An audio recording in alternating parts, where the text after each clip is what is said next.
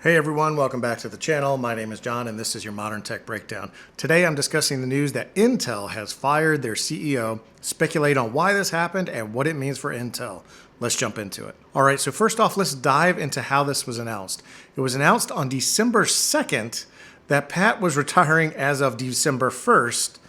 There was no advisory position for Pat or succession planning done before this, so definitely seems like he was fired by the board.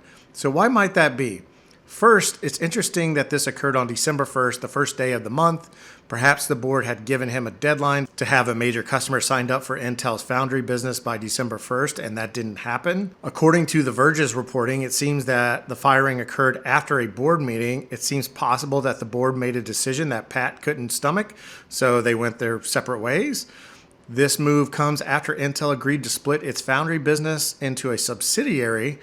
Perhaps the board wanted to go further and sell the foundry business completely, and Pat wasn't on board with that plan. There's an interesting bit here in a New York Times article on this story that paraphrases some of Intel's engineering leaders as having complained that Pat had lost touch with industry trends and focused too much on building factories. The New York Times also reports that Intel's new 18A and 16A processes were yielding at a much lower level than TSMC.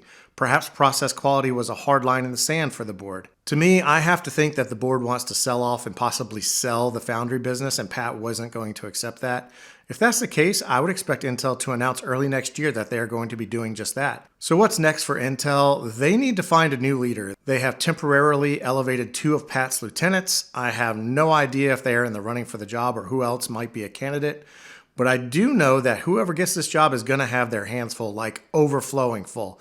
Intel is halfway into a major strategic move into the chip foundry business, has accepted billions of dollars from the United States CHIPS Act, is far behind competitors for the most in-demand AI chips, and they've just laid off 15,000 employees.